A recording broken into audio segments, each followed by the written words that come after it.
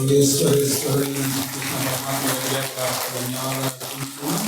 అలాగే సీతామాత ధన్యవాదాలు అర్పించుకున్నాం. అలాగే భారతమాత ధన్యవాదాలు అర్పించుకున్నాం. అలాగే రామాయణ మాత ధన్యవాదాలు అర్పించుకున్నాం. అలాగే మహాభారత మాత ధన్యవాదాలు అర్పించుకున్నాం. అలాగే వేదమాత ధన్యవాదాలు అర్పించుకున్నాం. అలాగే ధన్యవాదాలు అర్పించుకున్నాం. అలాగే బ్రహ్మసూత్రాల ధన్యవాదాలు అర్పించుకున్నాం. అలాగే వ్యాస భగవాన్ ధన్యవాదాలు అర్పించుకున్నాం. అలాగే సుఖ భగవాన్ ధన్యవాదాలు అర్పించుకున్నాం. అలాగే శంకర భగవాన్ ధన్యవాదాలు అర్పించుకున్నాం. అలాగే వాల్మీకి మహర్షి ధన్యవాదాలు అర్పించుకున్నాం. అలాగే కొంతనామాచార్య ధన్యవాదాలు అర్పించుకున్నాం. అలాగే వీరబ్రహ్మేంద్ర స్వామి ధన్యవాదాలు అర్పించుకున్నాం. అలాగే వివేకానంద గారి ధన్యవాదాలు అర్పించుకున్నాం. అలాగే గురుదేవులైన పితామహ పత్రిజీ గారి ధన్యవాదాలు అర్పించుకున్నాం. అలాగే కాలంలో మహాకాలంలో మాస్టర్ అందరికీ ధన్యవాదాలు అర్పించుకున్నాం. అలాగే వ్యాసస్వరూపులన్నీ చేసిన అందరికీ ధన్యవాదాలు. అలాగే మనకి శరీరాలను ప్రసాదించిన తల్లిదండ్రులు క్లాస్.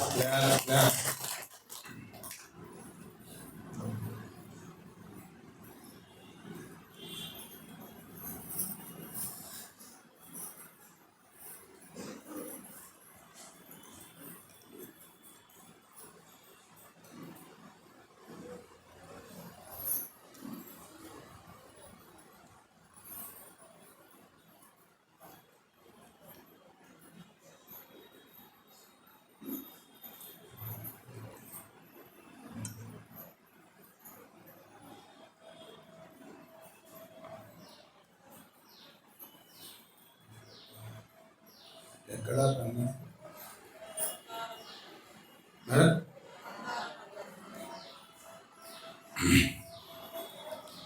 మందార మకరంద మాధుర్యం నదీలు మధుపంపు గోవునే మదనములకు నిర్మల మందాకిని వీచికల దూగు రాయంచు చెందే తరంగినులకు లలిత రసావ పల్లవ కార్యే చొప్పు కోయల చేరునే కుడజములకు పూర్ణేందు చంద్రికా స్ఫురిత చకోరం బరుగునే సాంద్ర నిహారములకు అంబుదోదర దివ్య పాదారవింద చింతనామృత పాన విశేషమత్త చిత్తమే రీతి నితరంబు చేరనేర్చు వినత గుణశీల మాటలు వేయినేలా అంటాడు.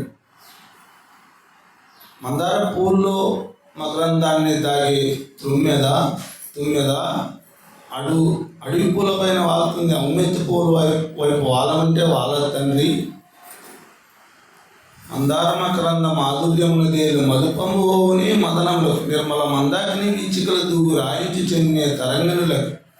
మందాకిని నదిలో విహరించేటువంటి రాజహంస బుద్ధగుంటల్లో వాళ్ళంటే వాళ్తుందా? వాళ్ళని కాక వాళ్ళు రాయించే తరంగిణులకు లలిత రసాల పల్లవ కాదు ఈ చొప్పు కోయల చేరినే కుటజములకు. లేలేక మామి చివులు దీన్ని కుహు కుహు అని కూసేటటువంటి కోయల అడవి చెట్ల పైన వాళ్తుందా? వాళ్ళని కాక వాళ్ళు కోయల చేరినే కుటజములకు. పూర్ణేందు చంద్రికా స్ఫురిత చకోరం బరుగునే సాంద్ర నిహారములకు. పూర్ణచంద్రులో ఉన్నటువంటి ఆ యొక్క చంద్ర కిరణ కాంతిని త్రాగేటటువంటి చకోర పచ్చులు ఒక మంచి వైపు వెళ్తాయా? వెళ్ళనగాక వెళ్ళవు. పూర్ణచంద్ర చకోరం పరిగినే చాంద్ర నిహారములు అంబుజోదర దివ్య పాదారవింద చింతనామృత పాన విశేషమత్త చిత్తమే రీతి నితరంబు చేరనేర్చు వినత గుణశీల మాటలు వేయినేలా అంటాడు. నిరంతరము ఆ శ్రీమన్నారాయణ్ణి పదపద్మాలలో శ్రమించేటటువంటి ఆ యొక్క అమృతాన్ని త్రాగే నాకు, ఆనందాన్ని పొందే నాకు ఇతరత్ర ఏమి రుచిస్తాయి, ఏమి రుచించవు తండ్రి అంటాడు. అంటే నాకు అంతకంటే ఆనందం ఏంటి? ఆ దివ్యామృతం, ఆ సమాధి స్థితిలో ఆత్మానుభూతి, ఆత్మానందంలో ఉండేటటువంటి వారికి భౌతిక సుఖాలు కానీ, భౌతిక భోగాలు కానీ, భౌతిక విశేషాలు కానీ వాళ్ళని ఏమాత్రం ఆకర్షించలేవు. అందుకే ఎన్ని రాజ్య సంపదలు ఉన్నప్పటికీ, ఎంత గొప్ప పరిపాలన స్థితులు ఉన్నప్పటికీ, ఎంత రాజ్య వైభవం ఉన్నప్పటికీ, సమస్త దేవతలు వాళ్ళ ఆధీనంలో ఉన్నప్పటికీ దానిపైన ప్రహ్లాదునికి మనసు రాలే. ఎవరికైనా భగవంతుని యొక్క అనుభూతి కలిగిన తర్వాత ఇతరత్ర దానిపైన ఆత్మానుభూతి కలిగినటువంటి వారికి ప్రపంచంలో ఏమీ రుచించవు. అందుకే ఆయన ఆత్మానుభవంలో ఉన్నాడు కాబట్టి ఆయనకి ఏమాత్రం కూడా ఇది రుచి లేవు. అయితే ఈయన ఆశ చూపిస్తున్నాడే కానీ ఆ ఆశలకు ఆయన ఏమాత్రము పరవశం కాలే. ఆయన కారణం ఏమంట, ఆత్మానందంలో ఉండే ఆ గొప్పతనమే అది. అది పొందితే ఇక పొందాల్సింది ఉండదు. అందులో దానికి చాలా మంది ముక్తి అలిగి అన్ని సర్వసంత ఆరోగ్యం ఉంటే, ఐశ్వర్యం ఉంటే, పదవి ఉంటే, సమస్తము మన చేతుల్లో ఉంటే, అందరూ మనం గౌరవించే వాళ్ళే ఉంటే, మనం పూజించే వాళ్ళే ఉంటే ఇంక అంతకంటే ఆనందం ఏం కావాలా అనుకుంటారేమో. ఆనందం కాదు. ఈ ఎన్నున్నా కూడా ఇవన్నీ సుఖాల కిందే వస్తాయి కానీ ఆనందం కింద రావు. ఎందుకంటే ఇవి మార్పులు జరుగుతూ ఉంటాయి, తారుమారు అవుతూనే ఉంటాయి. అది కొంచెం సేపు ఇది కొంచెం సేపు బేతం దొరుకుతూనే ఉంటాయి. ఏమాత్రం కూడా తరగనటువంటి సంపద ఏదైనా ఉందంటే అది ఆత్మ సంపదే. తరగని ఆనందం ఏదైనా ఉందంటే అది ఆత్మానందమే. కాబట్టి తెలివైనటువంటి వాడు, విజ్ఞుడు, జ్ఞానం ఉన్నటువంటి వాడు దాన్ని కోరుకుంటాడు కానీ అల్పమైన దానాన్ని కోరుకోడు. ఇవాళ కోరుకుంటే వాడికి ఇంకా అజ్ఞానము ఆవహించి ఉంది అని లెక్క పెట్టుకోవాలి. జ్ఞానం ఉండేటటువంటి వాడు దాని వైపు కళ్ళెత్తి కూడా చూడడు. కాబట్టి అంత ఆనంద స్థితిని అనుభవించకుండా ఏమంటే ఇది చెప్పేప్పటికీ నిశ్చేష్టుడైపోయాడు.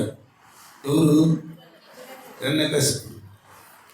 వీరికి ఎంత చెప్పినా ఏమో లేదు. ఈసారి మీరు సరిగ్గా చెప్పాల్సిన పాఠాలు సరిగ్గా చెప్పినట్టు లేదు. సరైన రీతిగా చెప్పి బాలుని సరైన వృద్ధిలోకి వచ్చేట్టుగా సరైన మన రాక్షస నీతిని బాగా బోధించి తీసుకొని రండి అని పంపించేశాడు. తీసుకుపోయి రాక్షస నీతి అంతా బాగా రోది పెట్టి బాగా నింపారు ఆయన. అంటే చెప్పింది మాత్రం ఖచ్చితంగా తిరిగి అట్లే చెప్తాడు. ఏమాత్రం కూడా పొల్లు పోకుండా చెప్తాడు. కదా ఇది ఈ నీతి అంటే ఆ నీతి, ఒప్పచెప్పంటే ఒప్పచెప్తాడు. ఇక అంతా అదే చెప్తాడు. రేపు మీ నాయన దగ్గరికి పోయినా ఇదే కాదంటే ఆయన ఉంటాడు, సరే అన్నట్టుగానే ఉంటాడు.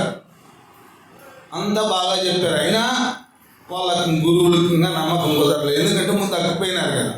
ఫస్ట్ తల్లి దగ్గర తీసుకుపోతే ఆడ పరీక్ష చేస్తే ఆ తల్లి దగ్గర వీడు పాస్ అయినాడు అనుకో, మనం తల్లి దగ్గరికి తీసుకోవచ్చు. లేదంటే ఇప్పుడే తీసుకుపోతే మన కుతికిలికి తెస్తాడు వీడు అని చెప్పి తల్లి దగ్గరికి తీసుకుపోయారు అంతఃపురానికి, లీలావతి దగ్గర అది పరీక్ష చేశారు.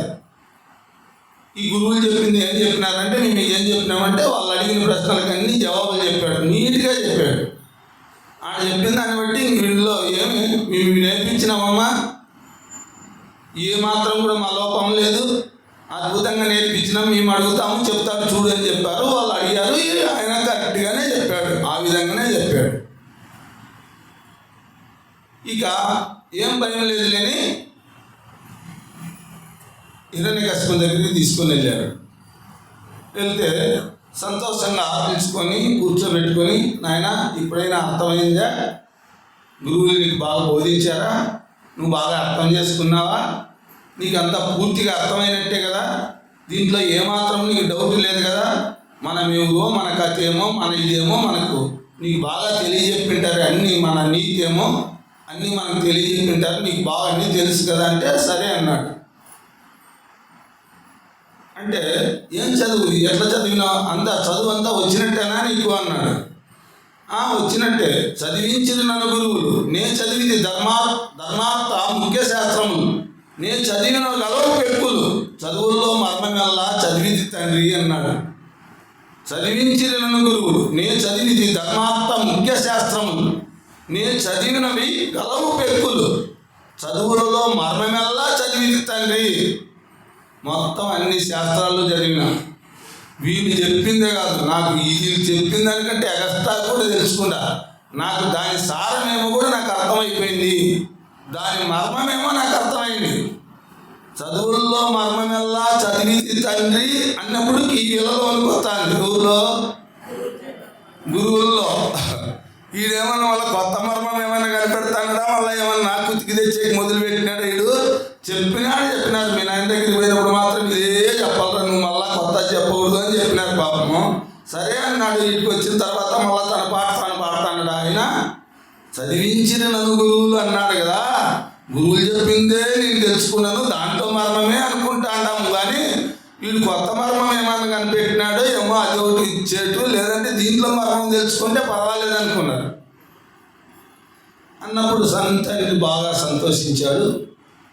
తన తొడ మీద కూర్చోబెట్టుకొని, ఏదినైనా చెప్పు, ఇప్పుడు నువ్వు చాలా ధర్మశాస్త్రాలు, కామశాస్త్రాలు, సమస్త శాస్త్రాలు చదివావు కదా, అన్ని శాస్త్రాల్లోనూ పిండి వడపోస్తే వచ్చే సారం ఏదైతే ఉందో అట్టి సారవంతమైన పద్యం ఒకటి చెప్పు అన్నాడు. మళ్ళా ఇక గురువులు వణుకులో ఉన్నారు. ఎందుకు భయంలో ఉన్నారు? వాటి నుంచి ఏమొస్తుందో, వ్యతిరేకంగా వస్తుందో. ఏదో ఒకసారి అంటే క్షమించినాడు, ఇప్పుడు రెండోసారి ఏదైనా తప్పు జరిగితే మీరు సరిగ్గా బోధించలేదని మాకేడొస్తుందని భయపడుతూ ఉన్నారు పాపం వాళ్ళు. ఈయన అన్నాడు,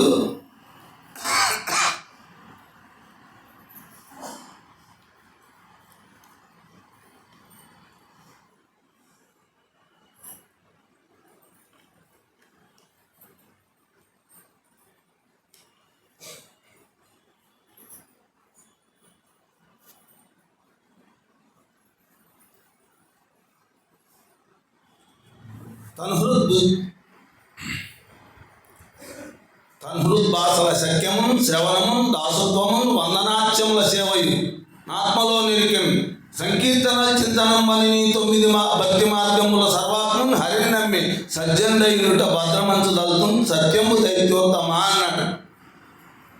తన్హృద్భాసల శక్యము శ్రవణము దాసత్వము వందనాచనముల సేవయు ఆత్మలో నిలిపేను సంకీర్తన చింతనం అని 9 భక్తి మార్గముల సర్వాత్ముని నమ్మి సజ్జనుడైనట భద్రమంచు దళితం సత్యము దైత్యోత్తమా అన్నాడు. ఏమంట?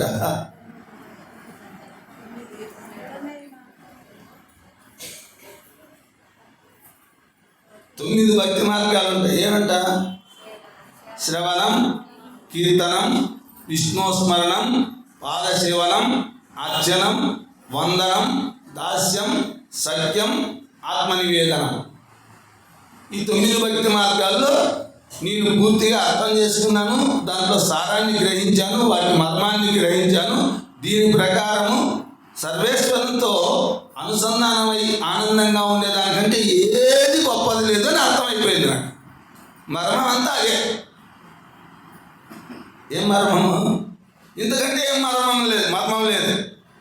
దీంట్లో ఉండే ఆనందం, దీంట్లో ఉండే స్థితి ఇక ఏ దాంట్లోనూ లేదు అని అర్థమైపోయింది. అంటే మొత్తం శోధించి చూసిన అన్నిటి వల్ల ఉండేటటువంటి ఆనందంలో అసలైన ఆనందం ఎక్కడుందంటే ఈ 9 భక్తి మార్గాల ద్వారా ప్రయాణించి ఆ సర్వేశ్వరుని చేరి ఆ సర్వేశ్వరుని ఆనందాన్ని అనుభవించేదానికి మించింది ఇక ఏది లేదు.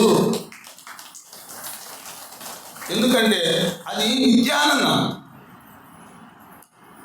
అనిత్యానందం కాదు. ఇప్పుడు ఏదో కొంచెం వచ్చిందిలే అని చెప్పి కొంచెంసేపు ఆనందంగా ఉండడము, పోయిందిలే అని చెప్పి మళ్ళీ బాధపడము లేదా. అది పోయేది కాదు, వచ్చేది కాదు, అది నిరంతరాయంగా కొనసాగేటటువంటి ఆనందం. కాబట్టి అటువంటి ఆనందాన్ని పొందడమే అసలైన తత్వం. మానవుడు సాధించాల్సింది ఏదైనా, మానవ జన్మలకు వచ్చి సాధించాల్సింది ఏదైనా ఉంటే అది సాధించినప్పుడే వాడు పూర్ణుడు, లేకపోతే అపూర్ణుడుగానే ఉంటాడు. ఎందుకంటే ఎప్పుడైతే శాశ్వతత్వాన్ని సంపాదిస్తాడో వాడే పూర్ణుడవుతాడు. అపరిపూర్ణంగానే ఉంటాడు. లేదంటే ఎందుకు? మళ్ళా వాని లోపల ఏదో వెలితి అనేది కలుగుతుంది. వెలితి కలగకూడదు. వెలితి వచ్చిందంటే మనలో పూర్ణత్వం లేదు అని లెక్క. కాబట్టి ఆ పూర్ణత్వం వచ్చింది అనే దానికి మనకు గుర్తేమంటే మనకు ఏమాత్రం కూడా వెలితి ఉండదు. ఎందుకు? అది పైనుంచి కూరేది కాదు, కూరే సుఖం కాదు, అది ఊరే సుఖము. గుర్తుపెట్టుకోవాల్సిన విషయం. కూరే సుఖాలకు ఖర్చు అయిపోతుంది, మళ్ళీ వెళ్తే పడుతూనే ఉంటుంది. ఊరే సుఖానికి వెళ్తుండదు. అది ఊరే సుఖమే కానీ ఊరే సుఖం కాదు. తొట్లోకి నీళ్లు పోస్తూనే ఉండాల్సిందే, అవి అయిపోతానే ఉంటాయి. బావిలో నీళ్ళు పోయాల్సిన అవసరం లేదు, అవి పోతానే ఉంటాయి. బావిలోకి పోయేవారు నీళ్ళు నింపుతారా? బావిని ఎవరు నింపారు? తొట్లునైతే నింపుతాండాల. నింపినవి ఎంతసేపు ఉంటాయి? మళ్ళా అయిపోతూనే ఉంటాయి. అదేవిధంగా ఇది ఊరే సుఖం కానీ కూరే సుఖం కాదు. కాబట్టి నిత్య సుఖాన్ని, దాని మర్మం ఏదో ఆ నిత్య సుఖాన్ని పొందితేనే జన్మ ధన్యము అనే విషయాన్ని నేను పూర్తిగా ఆకలింపచేస్తున్నాను. అర్థమైంది తండ్రి. ఇక దీని గురించి ఏమి చెప్పాల్సిన పని లేదు. అది ఏ మార్గమైనా కావచ్చు, శ్రవణం ద్వారా కావచ్చు, అర్చనం ద్వారా కావచ్చు, వందనం ద్వారా కావచ్చు, శ్రవణం కీర్తనం ద్వారా కావచ్చు. శ్రవణం, కీర్తనం, వందనం, దాస్యం, సఖ్యం, ఆత్మనివేదనం. శ్రవణం, కీర్తనం, విష్ణుస్మరణం, పాదసేవనం, అర్చనం, దాస్యం. శ్రవణం, కీర్తనం, విష్ణుస్మరణం, పాదసేవనం, అర్చనం, వందనం, దాస్యం, సఖ్యం, ఆత్మనివేదనం అని ఈ 9 భక్తి మార్గాల ద్వారా ఏ మార్గాన్నైనా అనుసరించవచ్చు. ఏ మార్గం అనుసరించినా వాడు చిత్తం శుద్ధి చేసుకుంటాడు. దీని ద్వారా మొత్తం ఏ మార్గం, ఏ సాధన చేసినప్పటికీ చిత్తశుద్ధి కలుగుతుంది. చిత్తశుద్ధి కలిగిన తర్వాత గురువుల ద్వారా జ్ఞానం పొందుతాడు. గురువు అనుగ్రహం వల్ల కలుగుతుంది, గురు దర్శనం అవుతుంది. ఎవరికి అర్హత ఉంటుందో వాడి గురువు లభిస్తాడు. ఆ గురువు లభించినప్పుడు సత్యం వాడికి అర్థమవుతుంది. ఏం సత్యం అర్థమవుతుంది? ఏ మార్గం ద్వారా అయినా ఈ 9 భక్తి మార్గాల్లోనే అనుకున్నాం. ఈ 9 భక్తి మార్గాల్లో ఏ మార్గాన్ని అనుసరించిపోయినా వాడికి కర్మల వల్ల ఇవన్నీ కర్మలే. ఏమంట? ఈ 9 భక్తి మార్గాలు కూడా కర్మలే. అంటే కర్మ అంటే ఏంది? చేసేటవే. చేసేవాడు ఉన్నాడు, చేయబడేది ఉంది. ఇది నీకు లక్ష్యం ఉంది, తర్వాత నువ్వు చేసేది ఉంది. ఈ 2 ఏకమైపోయేంత వరకు చేస్తూనే ఉండాల్సిందే. చిత్తం శుద్ధి అయిపోవాలి. చిత్తం శుద్ధి అయితే జ్ఞానం వస్తుంది. జ్ఞానం అయితే ఎప్పుడు వచ్చిందో అప్పుడు ఏమొస్తుంది? ఎట్లా వచ్చిందో? ఏం మోక్షం అంటే ఏంది వస్తుంది? ఆ జ్ఞానం నీకు వచ్చినప్పుడు ఏమి కలుగుతుంది?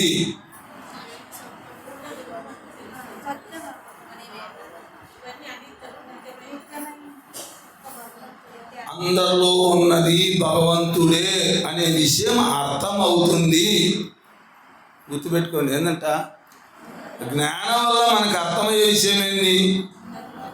అందరిలోనూ ఉన్నది ఒకే ఈశ్వరుడు, వేరువేరుగా లేడు అని ఎప్పుడైతే తెలుస్తుందో అప్పుడే ఇక సర్వంలోనూ నీకు ఆ సర్వాంతర్యామి తత్వమే కనపడుతుంది. ఏమంటాడు వివేకానందుడు? నేనేం చెప్పా? వివేకానందుడు ఏం చెప్పాడు? ఈ మాటలు గుర్తుపెట్టుకోండి. ఏమని చెప్పాడు మేడం? అప్పుడే పూజాగతులలోనే ఎందుకు పడి చేస్తారు అంటాడు. ఎందుకు పూజాగతుల్లోనే పడి చేస్తారు? అందరిలోనూ భగవంతుడు ఉన్నాడు అనేటటువంటిది అర్థం చేసుకోవడానికి ప్రయత్నించండి. దాన్ని నేర్చుకోండి. అందరిలోనూ భగవంతుని దర్శించడం నేర్చుకోండి. వీటికి పరిమితం చేయొద్దండి భగవంతుడు ఈడు అని, అక్కడికే పరిమితం చేయొద్దండి భగవంతుణ్ణి. ఆయన సర్వాంతర్యామి, అన్నిట్లోనూ ఉన్నాడు అనేటటువంటి దాన్ని బాగా అలవాటు చేసుకోండి, అర్థం చేసుకోండి. అందరిలోనూ ఉన్నాడు అని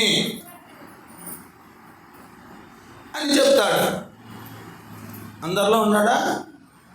లేదా ఒక చోట ఉన్నాడా? ఒక ప్రాంతానికి పరిమితమా? మనం ఎక్కడ పెడతాము? ప్రహ్లాదుడైతే అందరిలోనూ చూశాడు. ఏని? తింటాన్నే తాగుతాన్నే పానీయంబులు త్రావుచున్, కుడుచుచున్, భాషించుచున్, ఆసన బలి నిద్రాదులు చేయించున్ తిరుగుచున్ లక్షించుచున్ సంతత శ్రీనారాయణ పాద పద్మయుగులి చింతామృత స్వాద సంధానుడై మర్చన్ సురారి సుతులేత విశ్వమును భూవరా. ఇక్కడ విశ్వంలో ఉన్నప్పటికీ విశ్వాన్ని చూడలే, అందరిలో ఉన్న విశ్వేశ్వరునే దర్శిస్తున్నాడు ఆయన. అందరిలో ఉన్న విశ్వేశ్వరుడు ఉన్నాడు, మనం విశ్వేశ్వరుని చూడలే, మనం విశ్వాన్ని చూస్తున్నాం కానీ విశ్వేశ్వరుని చూసే దృష్టి మనకు లేదు. అందరి మెడల్లోనూ నగలు ఉన్నాయి లేదు మేడం. ఏమని చూస్తున్నాం మనము? దండం చూస్తున్నాం, నక్లీస్ చూస్తున్నాం, లేదంటే కమ్మలు చూస్తున్నాం, లేకపోతే ముఖ్యమంత్రులు చూస్తున్నాం. అన్నీ ఇవే కనపడుతున్నాయి కానీ దానికి మూలమైనటువంటి బంగారాన్ని చూడడంలే. అది బంగారము అనే భావం కూడా లేదు మనకు. ఇది నక్లీస్ అంటాం, అది దండ అంటాం, అది ముత్యాల హారం అంటాం. దానిలో ఎప్పుడో బంగారం ఉంది అనే విషయం కూడా మర్చిపోయినా మేము. బంగారము అంటామా? ఏదైనా బంగారమే కదా, బంగారం కాకుండా ఏదైనా ఉందా? అన్ని బంగారాన్ని ఆధారం చేసుకుని ఉన్నాయి కదా.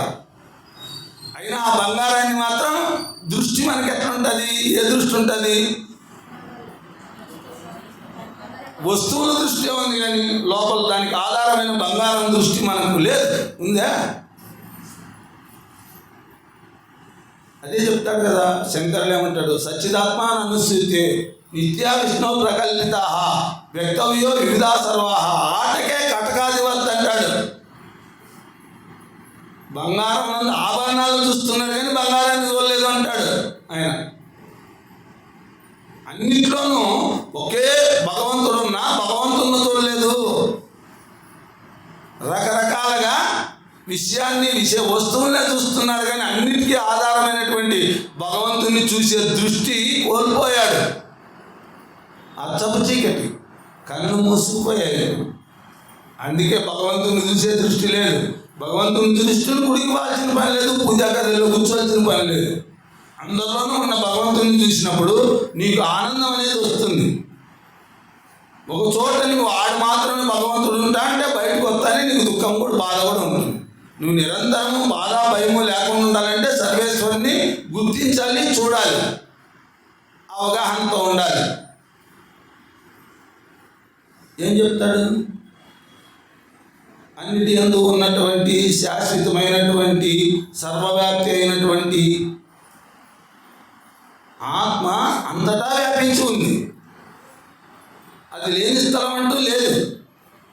ఆ దాన్ని గుర్తించగలిగినప్పుడు నీకు అందరిపైన ప్రేమ ఉంటుంది. ప్రేమ అనేది అప్పుడు తోస్తుంది, వ్యతిరేకం ఏమీ ఉండదు. అన్నీ ఒకటే కనపడతాయి నీకు. అప్పుడు అంతవరకు రకరకాలుగా కనపడతాయి. రకరకాలుగా కనపడినంత వరకు రాగద్వేషాలు కూడా ఉంటాయి. ఒకదానిపైన ఇష్టమో ఒకదానిపైన ఇష్టమో ఉడుతుంటాయి. అందరిలోనే భగవంతుడు ఉన్నాడు అన్నప్పుడు ఇంకా రాగద్వేషాలకు చోటు ఉండదు. కాబట్టి ఏం చేయాలా? ఏం చేస్తాడు? ప్రహ్లాదుని కథ మనకి ఏం నేర్పిస్తుంది? ప్రహ్లాదుడు అంటే ఏమి? మనం ఏదో ఒకటి నేర్చుకోవాలి వాళ్ళ గురించి.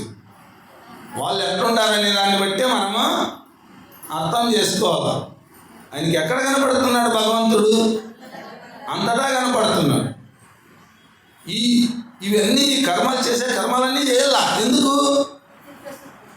అంతఃకరణ శుద్ధి కావాలా. అంతఃకరణ శుద్ధి కాకపోతే ఆ శుద్ధం బుద్ధి శుద్ధం కాకపోతే వాస్తవాన్ని వాస్తవంగా చూడలేము. అవాస్తవాన్ని వాస్తవాన్ని అవాస్తవంగా ఎందుకు చూస్తున్నామంటే ఆ శుద్ధ బుద్ధి లేకపోవడం వల్ల, అది బుద్ధి మాలిన్యంతో ఉండడం వల్లే ఈ యొక్క ద్వంద్వభావం ఉంది. మనం నిర్ద్వంద్వ స్థితి కలగాలి అంటే ఆ బుద్ధిని శుద్ధం చేసుకోవాలి. ఆ బుద్ధి శుద్ధం కావాలంటే ఈ మార్గాన్ని, ఈ కర్మ, ఆ యొక్క శుద్ధి చేసే ప్రక్రియ యొక్క మార్గాలను మనం అనుసరించాల్సి ఉంటుంది. ఇప్పుడు ఎందుకు వింటున్నాం ఇది? ఇక్కడ దీనివల్ల మనకు ప్రయోజనం ఏముంది? ఇక్కడ కర్మ జరుగుతుంది. ఏం జరుగుతుంది కర్మగా? వీడు చెప్పడము వినడము రెండో జరుగుతుంది. మరి మామూలుగా చెప్తాండే వాళ్ళు చెప్తాన్నారు, వినేవాళ్ళు వింటాన్నాం కదా. మనకి అప్పుడు ఎందుకు శుద్ధి కలగల? ఇక్కడ ఎందుకు శుద్ధి కలుగుతుంది? ఇక్కడ శుద్ధి కలగడానికి కారణమేమి? ఈ శ్రవణం అంటే వింటానే ఉన్నాం, ఏదో మాటలు వింటాంటాం, ఏదో మాటలు చెప్తాన్నాం. ఆడగలగని శుద్ధి ఎందుకు కలుగుతుందంట? వాస్తవ విషయాలు ఇక్కడ మనం చెప్పుకుంటున్నాం, అవాస్తవ విషయాలు అక్కడ మాట్లాడుకుంటూ ఉన్నాం. అక్కడికి ఇక్కడికి వచ్చిన డిఫరెంట్ ఏమంటే అవాస్తవాలు చెప్పుకోవడం వల్ల, వినడం వల్ల మన బుద్ధి ఏమైతుంది, మాలిన్యానికి గురి అవుతాను. సత్యమైన మాటలు వినడం వల్ల, వాస్తవాలు వినడం వల్ల శుద్ధి అవుతాను. ఎట్లా శుద్ధి అవుతుంది? వాస్తవం నీకు అర్థమైపోతే నీకు శుద్ధి అయినట్లే బుద్ధి. ఎట్లా శుద్ధి అవుతుందంటే వాస్తవాలు వింటే శుద్ధి అవుతుంది, వాస్తవాలు చెప్తే శుద్ధి అవుతుంది. అవాస్తవాలు వింటే శుద్ధి కాదు, ఇంకా మాలిన్యమే అవుతుంది.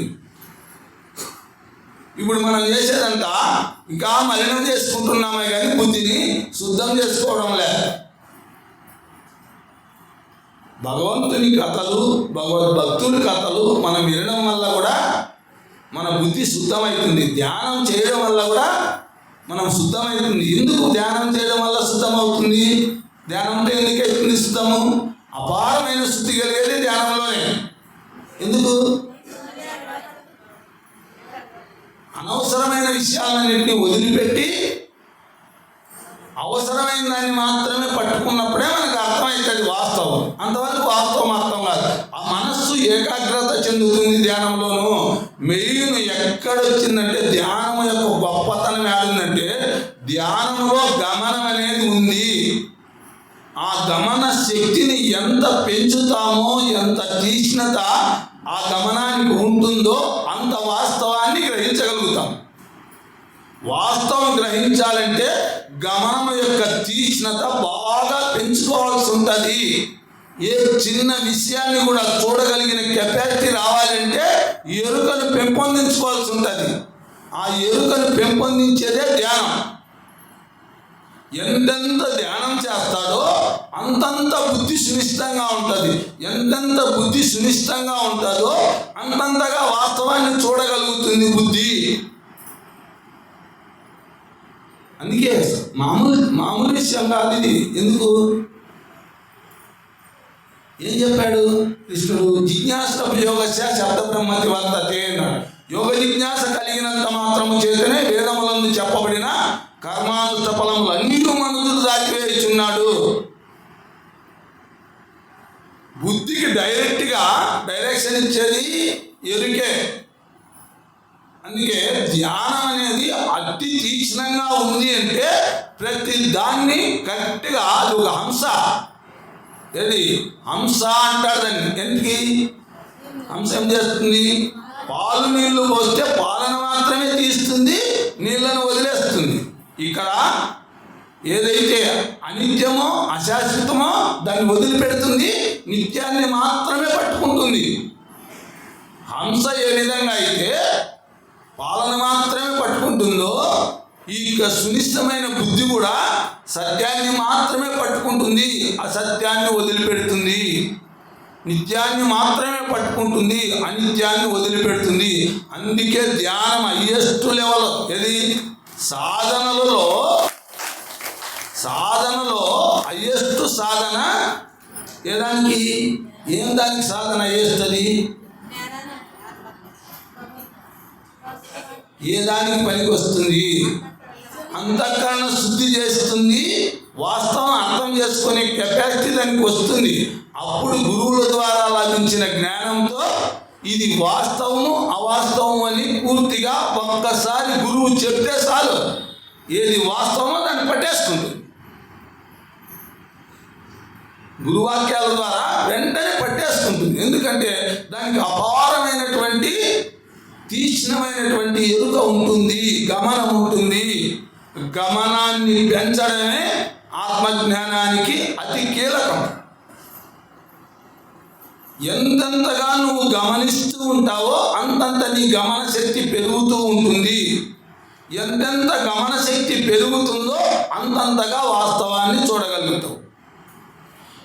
ఎప్పుడు వాస్తవంగా చూస్తావో, సత్యాన్ని సత్యంగా చూస్తావో, సత్యంలో నిలబడతావు.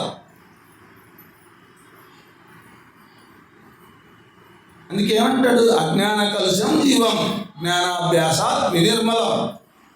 అజ్ఞాన కలుషితమైన జీవుని జ్ఞానాభ్యాసం అనేటటువంటిది బాగుగా పరిశుద్ధిని చేస్తుంది. మామూలుగా చేయరా, ఇంకా అక్కడ ఏమాత్రం కూడా క్లీనింగ్ లాస్ట్ ఫైనల్. ఏమో ముందు జన్మలో మనం అవన్నీ చేసి వచ్చామేమో, లేకపోతే బుద్ధి దీన్ని పట్టుకోదు, జ్ఞానాన్ని పట్టుకోదు.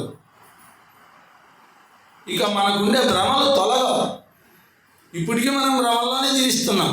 ఏం భ్రమల్లో జీవిస్తున్నాము?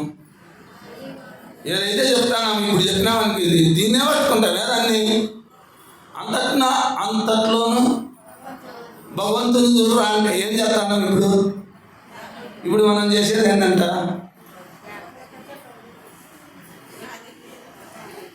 నాది నేనంట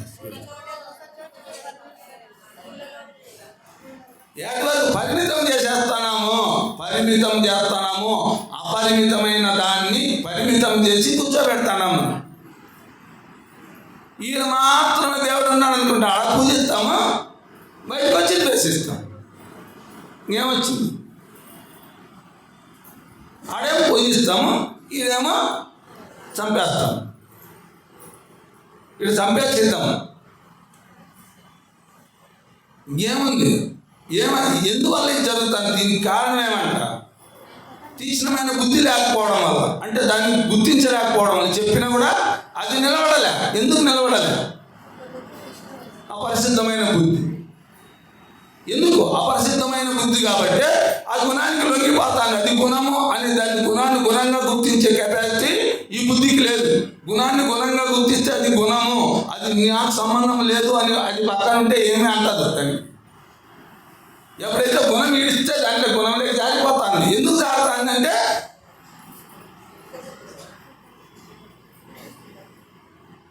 జ్ఞానం లేక. జ్ఞానం నిలబడితే జ్ఞానం వాస్తవంగా నిలబడితే చాలా అద్భుతమే. నిన్న చెప్పిన మాట గుర్తుండదు. ఏమంట? నేనేం చెప్తున్నా అంటే మళ్ళీ అది మంచికి రాలే. ఎందుకు రాలే?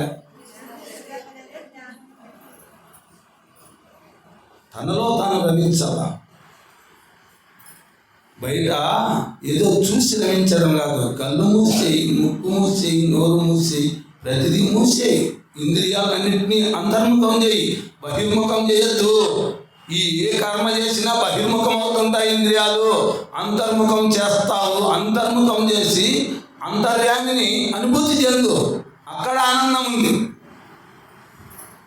ఆనందం నీకు ఎందుకు లేదంటే నువ్వు ఎప్పుడు బహిర్ముఖం చేస్తున్నావు, అంతర్ముఖం చేయడం లే.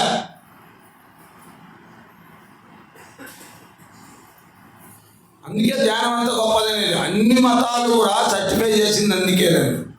అంత గొప్పది అనే విషయం అది అర్థం కాక మనం ఇంకా బహిర్ముఖంగానే మనం భగవంతుని వెతుకుతున్నాం. బయట వెతికినంతసేపు ఎప్పటికీ అంతర్ముఖ సమారాధ్య బహిర్ముఖ సుదుర్లభ. ఏమంటాడు శంకర్? బయట వెతికితే దొరకడు, లోపలికి వెళ్తే దొరుకుతాడు. ఈ రెండు మాటలు చాలా. లోపల వెతకల్లా, బయట వెళ్ళగల. నువ్వు ఎంతనే వెతుక్కో, మొత్తం ప్రపంచమంతా చుట్టిరా, నీకు భగవంతుడు దొరకడు.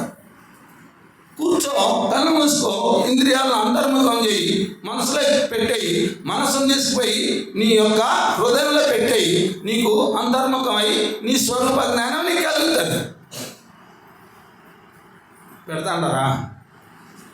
ఇప్పుడు పెడతాండారా? ఇప్పుడు కూడా ఆడిపోతున్నాము, ఏడెత్తుకుతాము. ఉండేది వాస్తవము, ఇది సత్యం. అందరూ చెప్పే సత్యము ఇదే. సత్యం చెప్పిన ఆ సత్యాన్ని మాత్రం మనము విస్మరిస్తూనే ఉన్నాము. ఆ మాటలు మన చెవుల్లోకి వరకే వచ్చినాయే కానీ లోపల వరకు రాలే. వస్తే పరిగెత్తాం, తిరిగితే తిప్పలు, కూర్చుంటే కుప్పలు. నిన్నటికి ఎవరు? చెవిటి మాంబ. ఆమె బోర్డు రాసి ఉంటుంది. పోయినాం అక్కడ, తణుకు దగ్గర ఉంటుంది, దగ్గర 20 కిలోమీటర్ల దూరం. చెవిటి మాంబ అని మహాయోగి. ఆమె బోర్డు అన్నీ తిరిగితే తిప్పలు, కూర్చుంటే కుప్పలు. నువ్వు అంతర్ముఖం చేస్తే నీకు సర్వము లభిస్తుంది. బయట తిరిగిన చెప్పి నీకేమీ దొరకదు అని తెలుసు. అయినా బయటే ఎత్తుకుతాం, బయటే పొందాలని చూస్తున్నాం. బహిర్ముఖ సుదుర్లభ, దుర్లభం అనలే, సుదుర్లభ, ఎప్పటికీ పొందలేవురా నువ్వు. బయట నువ్వు భగవంతుడు ఉన్నాడనుకున్నంత వరకు నువ్వు ఎప్పుడు పొందలేవు. లోపల ఉండేవాడిని తెలుసుకున్నావు అనుకో, బయట కూడా నీకు అన్నింటిలోనే కనపడతాడు అప్పుడు భగవంతుడు. ఈడ నువ్వు గుర్తించలేదనుకో, బయట ఆడా గుర్తించలేవు. ఈడ గుర్తించిన తర్వాత అంతట్లోనూ గుర్తిస్తావు, అణువులోనూ గుర్తిస్తావు. అది లెక్క. ఇది ఎప్పుడు వస్తుందో ఏమో, ఎన్నిసార్లు చెప్పాలో, ఎన్నిసార్లు చెప్పి చెప్పి చెప్పి విని, ఏం సార్ దినం చెప్పిందే ఎందుకు చెప్పిందే చెప్తాము తెలుసా? మన బుర్రల్లో అది నిలబడలేదు కాబట్టి నిలబడేటట్టుగా చేసుకోవాలా. తర్వాత వినడమే కాదు, మననం. ఎందుకంటే అది నిలబడాలంటే దాన్ని బాగా వృద్ధి చేసుకొని నిలబెట్టుకోవాలి. అది నిలబడిన నువ్వు అంతటా భగవంతుని దర్శిస్తావు. ఇది ప్రహ్లాదుని యొక్క చరిత్ర మనకు తెలిపేటటువంటి సత్యం. బహిర్ముఖంగా ఎన్ని కష్టాలు వచ్చినాయి, ఎన్ని బాధలు వచ్చినాయి, బాధపడలే, దుఃఖపడలే. ఎందుకంట లోపలుండే దాంతో అనుసంధానం అయిపోయాడు. ఇంకా అక్కడ ఆయనకి ఏది బాధిస్తుంది? లోపలిది భద్రమైంది, ఆటోమేటిక్గా ఇది వజ్రమైంది. ఏంది వజ్రమైంది? ఆయనకు వజ్రమైంది ఏంటంట, శరీరం కూడా వజ్రమైపోయింది. ఎందుకంటే దాన్ని తాకింది. ఇనుము అయస్కాంతాన్ని తాకి అయస్కాంత శక్తి ఇనుము కూడా పుంజుకున్నట్టు ఈ శరీరంలో ఉన్న ఆ యొక్క ఆత్మ చైతన్యంతో శరీరం కూడా అది కూడా అమరమైంది. అందుకే ఆయనకి ఎన్ని మృత్యువులు వచ్చినా ఏమి చేయలే, అంటుకోలే. ఇక్కడ మనము ఈ 9 మార్గముల ద్వారా సజ్జనుడైన భద్రమంచు తలుతును దైత్యోత్తమ అంటాడు. ఇష్టపోయాడు. ఎవరు? ఇప్పుడన్నా నీకు గుర్తు వచ్చిందేమో చెప్పుకొని వచ్చినాడంటే మళ్ళా ఇదే పాట పాడతాడు. ఏడు మాట్లాడరా అంటే నారాయణ అంటాడు, ఇంక రెండో తెలియదు, అంతా నారాయణుడే అంటాడు. వీళ్ళని చంపుదామంటే ఇంకి ఏ రకంగా చంపితే సత్యదట్టు కూడా లేడు. ఈయన బుద్ధి మారేట్టు కూడా లేదు. ఎట్లా చేయాలంటే, నిన్ను ఏం చేయాలరా, ఎందుకు నువ్వు ఇట్లా ప్రవర్తిస్తున్నావు, నువ్వు అర్థం లేకుండా ప్రవర్తిస్తున్నావు అంటే, నేను అర్థం చేసే ప్రవర్తిస్తున్నాను తండ్రి, నువ్వు అర్థం లేక ప్రవర్తిస్తున్నావు. నేను చెప్పే మాట నీకేం అర్థమవుతాయి? వాస్తవాన్ని నేను చెప్పినా నీకు అర్థమయ్యేటట్టు లేదు. నువ్వు ఎట్లున్నావంటే అని చెప్తాడు. అందేందోదయములు మహాభద్ర శంకారావములు మూక సద్గంధాఖ్యాపనములు నపుంసక వధుకాంచల్ కృతజ్ఞావళి బంధుత్వములు భస్మహవ్యములు లుబ్ధ ద్రవ్యములు క్రోడ సద్గంధములు హరిభక్తి వర్జితుల రిక్త వ్యర్థ సంసారములు. ఇక నువ్వు చెప్పుకుంటానవే నీ భోగాలు, నీ భాగ్యాలన్నీ, అవన్నీ కూడా రిక్త వ్యర్థ సంసారం అనేది వ్యర్థమైంది. భగవంతుని వదిలిపెట్టి ఈ సంసారం నిజం అనుకుంటాడు, దాన్ని పట్టుకున్నావు, అది వేస్ట్ది. ఏంటి వేస్ట్? మళ్ళా ఎప్పుడు పోతుందో నీ నుంచి నీ దూరం అవుతుందో నిన్ను ఈడ్చిపెడుతుంది. అది జన్మలకు నిన్ను ఈడుస్తూనే ఉంటుంది, ఆ వాసన మిగులుతూనే ఉంటుంది, తీసుకుంటా ఉంటుంది, దాంట్లో తిప్పుతూ ఉంటుంది, మాయలోనే తిప్పుతుంది. రిక్త వ్యర్థ సంసారములు అంటాడు. వ్యర్థమైనవి ఇవి. ఎందుకు రిక్తము? లేనిది ఉన్నదానిగా నువ్వు భ్రమిస్తాను అంతే. రిక్తం అంటే లేని దాన్ని ఉన్నట్టుగా భ్రమిస్తాను. ఈ ఐశ్వర్యం నాది, ఈ డబ్బులు నాది, వీళ్ళంతా నా బలము, నా సంపద, ఇవన్నీ నేను నావి అని నువ్వు భావిస్తున్నావు. ఇవేవి నీవి కాదు. నీవైతే ఒకానొక టైంలో నిన్ను వదిలిపెట్టవు, దిక్కులో నిన్ను చేయవు, దిక్కులో నిన్ను చేసేస్తాయి ఒక్క క్షణంలో. ఇవి గుర్తుపెట్టుకో. రిక్త వ్యర్థ సంసారములు అంటాడు. అందేందోదయములు మహాబలి శంకారావములు మూక సద్గంధాఖ్యాపనములు నపుంసక వధుకాంచల్ కృతజ్ఞావళి బంధుత్వములు భస్మ హవ్యములు లుబ్ధ ద్రవ్యములు క్రోడ సద్గంధములు హరిభక్తి వర్జితుల రిక్త వ్యర్థ సంసారములు అంటాడు. అందేందోదయములు గుడ్డోని తీసుకుపోయి పున్నం చంద్రుడు ఎంత బాగున్నాడో చూడరా అంటే ఏం చూస్తాడు? వానికి ఏముంటుంది చూసేకి? వానికి కళ్ళు లేవు, పుట్టుకతోనే కళ్ళు లేవు. వాడు కళ్ళు లేని తీసుకుపోయి పున్నం చంద్రుడు ఎంత అందంగా ఉన్నాడంటే చూస్తాడా? అందేందోదయములు మహాబలి శంకారావములు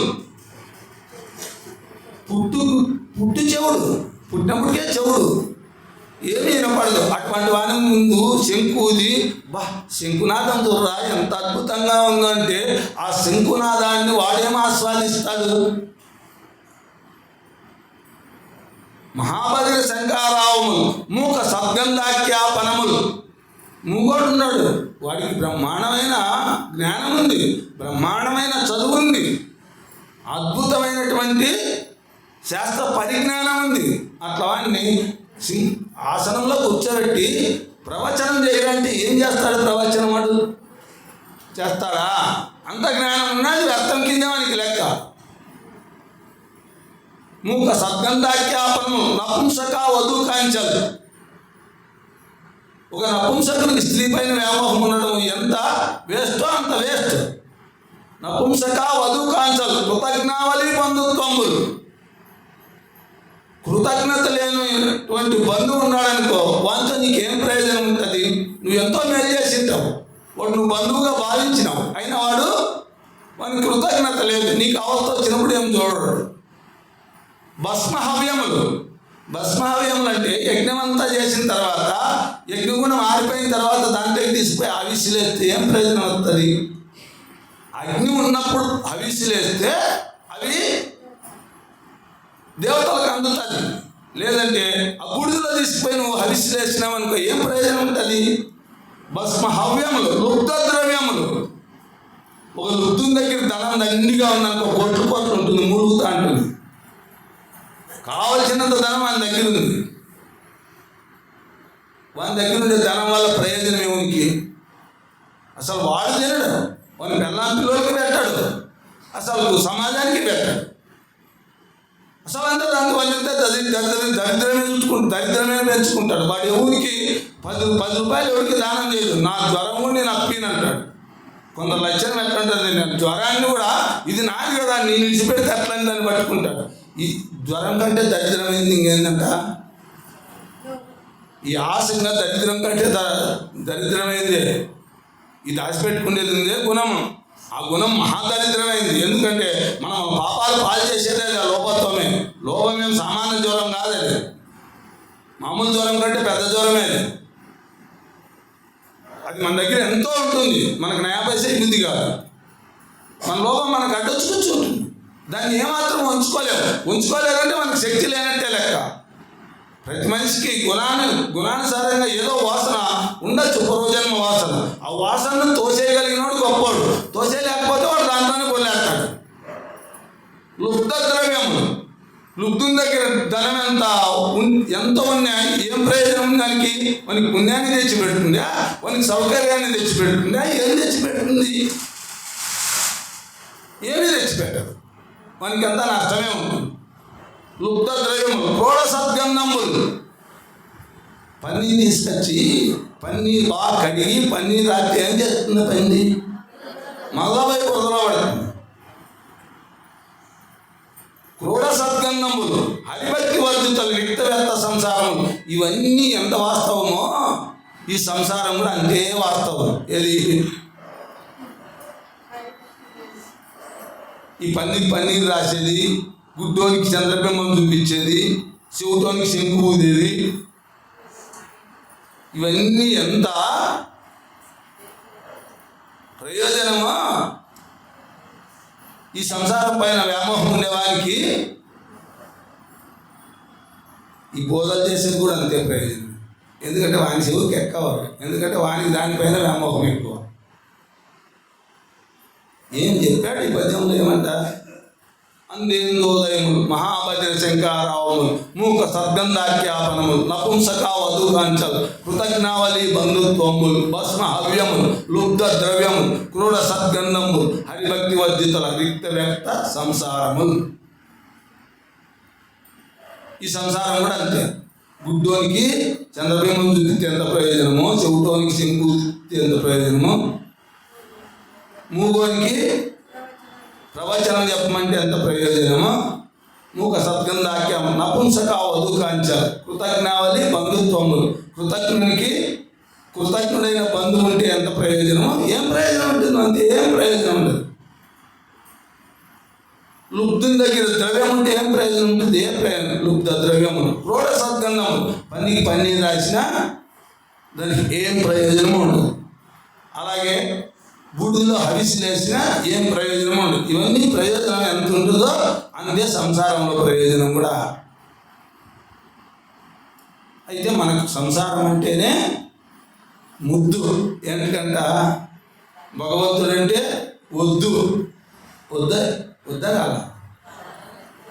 భగవంతుడు కాళ్ళంటాడు కానీ మన హద్దు మాత్రం ఎక్కడ పెట్టేసినామో భగవంతునికి హద్దు దాటే ఆ పక్క పోలే, ఈ పక్క హద్దులు దాటేసుకొని పోతాను. ఉందంటారా?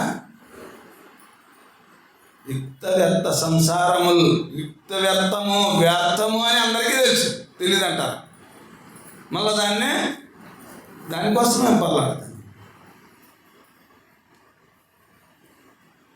కాబట్టి మనం ఏమి చేసినప్పటికీ వాస్తవమేదో అవాస్తవమేదో, సత్యమేదో అసత్యమేదో, నిత్యమేదో అనిత్యమేదో తెలుసుకొని నిత్యం వైపు ఇసుమంతైనా మన ప్రయత్నపూర్వకంగా ఆ వైపుకు మొగ్గితే మన జన్మ ధన్యమైనట్టే లెక్క. ఏ ఊరిలోనైనా ఈ మాటలు ఏమైనా ఇన్స్పైర్ చేసి దానికి అనుగుణంగా గోటంతైనా ఆ వైపుకు తిరిగితే ఇక భగవంతుడు మనం ఒక్కడికి వేస్తే చాలు 100 అడుగులు వేసేకి ఆయన సిద్ధంగా ఉంటాడు. ఆయన రెడీగానే ఉన్నాడు. భగవంతుని తన దగ్గరికి చేర్చుకోవాలా, తన ఆనందాన్ని పంచివల్లా అనేది. వీడు ఊరికి అన్యాయం అయిపోతాడని తెలుస్తూ ఉంటుంది. భగవంతుడు ఈ వైపు తిరుగుతాడా? ఒక్క అడుగు మనం వేస్తే 99 అడుగులు మన వైపు వేసేకి సిద్ధంగా ఉన్నాడు. అయినా మనం మాత్రం ఆ ఒక్కడికి వేయడానికి కూడా ప్రయత్నం చేస్తే ఒక్కసారి ఇంత కోటంతా మనము ఆ వైపు మొగ్గినామా ఆటోమేటిక్గా లాక్కుంటుంది. ఆ శక్తికి ఆ బలం ఉంది, ఆ యొక్క వైభవం ఉంది, లాక్కుంటుంది కూడా. అయినా మనం ఆ వైపు కూడా అసలు ఒకడుగుడు వేయడానికి కూడా మనం ప్రయత్నం చేయము. అయితే మనకు అది కావాలనుకుంటున్నాం కానీ ఆ వైపు అడుగేయడానికి మాత్రం మనం ప్రయత్నం చేయలేము. అడుగు కూడా ఏం చెప్పినా ఇది ఇంతవరకే వింటారే కానీ ఇటు వరకే ఉంది కానీ బయటకు పోతానే ఎవరు వాళ్ళదే, ఎవరు గుణం వాళ్ళదే. ఆ గుణాన్ని మాత్రం గుర్తించాలి. ఫస్ట్ గుణాన్ని గుర్తించాలా. గుణం నువ్వు గుర్తించనంత వరకు, నీ గుణాన్ని నువ్వు మార్చుకోనంత వరకు, అవాస్తవాలు నువ్వు తెలుసుకోవడంతో తర్వాత నీ గుణం దానికి అడ్డొస్తుంటే దాన్ని తప్పించి దానికి విరుద్ధంగా నువ్వు నడవగలిగితే నువ్వు జీవితం ధన్యం చేసుకుంటావు. దానికి అనుకూలమైన గుణం అయితే పో, అనానుకూలమైన గుణం అయితే దాన్ని పక్కన పెట్టే కెపాసిటీ ఇసుమంతైనా రావాలి. ప్రయత్నంతో ఇంతైనా మనం ప్రయత్నం చేస్తే భగవంతుడు మనకు 199 రెట్లు మనకు సహాయం చేస్తాడు. అసలు మనం చేయకపోతే ఆయన ఏమి చేయదు.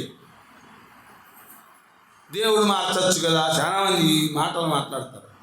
ఏంటి ఇవన్నీ పెట్టల్లా, ఈ ఆశలు ఏంటి పెట్టల్లా, ఇవేంటి పెట్టల్లా, ఏంది ఒకటేసారి అవన్నీ లేకుండా చేసింటే బాగుండు కదా, ఆ లోపగుణమే లేకుండా త్యాగం పెట్టింటే బాగుండు కదా. త్యాగం ఆయన పెడితే నీ గొప్పతనం ఏమి? నువ్వేం చేసినట్టు? నువ్వు ఇంతైనా దాని వైపు నువ్వు ప్రయత్నం చేయలేదంటే నీకెందుకు బుద్ధి, నీకెందుకు మానవ జన్మ? ఇది అర్థం కాక మన జీవితము వ్యర్థమైపోతాను అని చెప్పి అక్కడి నుంచి ఊరుకోలే. ఇంకా వరుస కూడా చెప్తూ వస్తున్నాడు. ఏమని? కమలాచు నర్చించు కరములు శ్రీనాథ్ వర్ణించు జిహ సురచ్చకును చూచు చూర్కులు చేస్తాయి మృక్కు శరము విష్ణుని ఆకర్ణించి వీణులు వీణులు మధువైది దవిలిన మనము భగవంతు వలన పదములు పురుషోత్తముని మీద బుద్ధి దేవదేవుని చింతించు దినము చక్రాస్తుని ప్రకటించు చదువు కుమ్మనీదవు చెప్పాడు గురుడు తండ్రి హరిజేరమనేడు తండ్రి అంటాడు. కమలార్చుని అర్చించు కరములు ఆ కమలార్చుని అర్చించే చేతులు కమలార్చుని అర్చించు కరములు శ్రీనాథు వర్ణించు జిహ్వ ఆ భగవంతుని గురించిన పలుకులు పలకడమే నాలుక. ఆ నాలుక మిగతాది నాలుకలు కాదు. మళ్ళీ నెక్స్ట్ శ్లోకంలో చెప్తాడు ఇవేం కాదని. ఇప్పుడు అయ్యేది ఏందో చెప్తాడు. నెక్స్ట్ శ్లోకంలో నెక్స్ట్ పద్యంలోనే ఏమి కాదో కూడా చెప్పుకుంటూ వస్తాడు. ఏమంట కమలార్చు నర్చించు కరములు ఆ భగవంతుని సేవించే చేతులు ఎక్కడ చేపిస్తావు? భగవంతుడు ఏడున్నాడని చేపిస్తావు, అందరిలోనూ ఉన్నాడు. ఎవరికి చిన్న సహాయం చేసినా నీ చేతులతో భగవంతునికి సేవ చేస్తున్నాను అనే భావంతో చేసినప్పుడు భగవంతునికే సేవ, భగవత్ సేవే.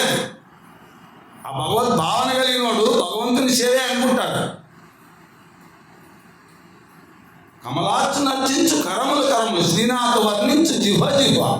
ఒక మంచి మాట చెప్పు, ఒక గొప్ప మాట చెప్పు, ఒక బుద్ధి కలిగించే మాట చెప్పు, చాలా గొప్పదే. జిహ్వ సురచ్చకులు చూపులు ఆ సర్వాంతర్యాన్ని గుర్తించి అందరిలో భగవంతుడు ఉన్నాడనే చూపుందే. ఆ చూపే చూపులు శేషాయికి వరకు శిరము ఆ మహనీయమైన శక్తికి తదాత్మత చెంది తల ఉంచేవాడే గొప్పవాడు.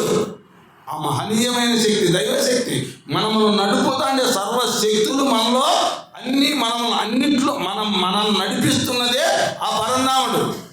సర్వశక్తులు ఆయన అన్ని మనం పనుకొని నిద్రపోయినా అన్నిటినీ యథావిధిగా నడిపిస్తున్నాడు. ఆయన పైన కృతజ్ఞత ఉండడమే ఏమంట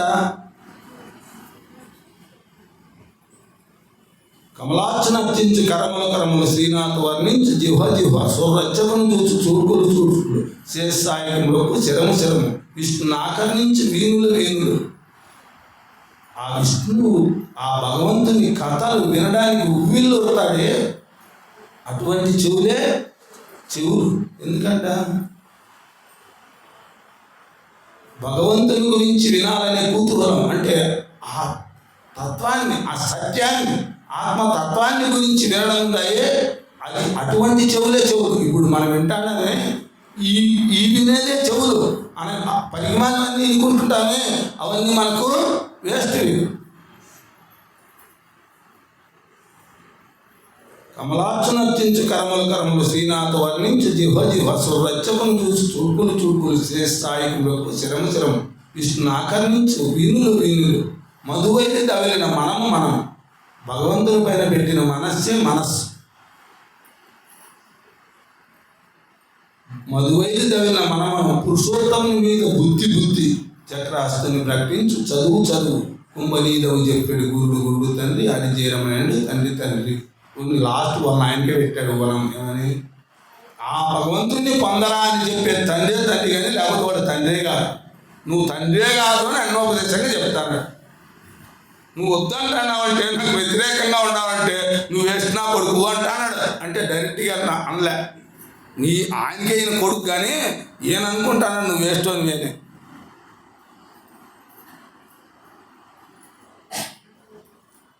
కుంభనీదవు చెప్పాడు గురుడు తండ్రి. ఎవరైనా గురువు, ఏ గురువు అయినా ఉన్నాడంటే భగవంతుని పొందేదానికి సహాయపడే గురువే గురువు. ఇతరత్ర భౌతిక ప్రపంచంలో ఉండేటటువంటి ఏ విషయాన్ని చెప్పే గురువు అయినా కూడా వాడు సరైన గురువేం కాదు. నీకు ఒకవేళ ఏదైనా సహాయం చేస్తే వాడు తాత్కాలికంగా ఉండే సహాయమే కానీ నిత్యమైన దాన్ని వాడు సహాయం చేసినోడు కాదు.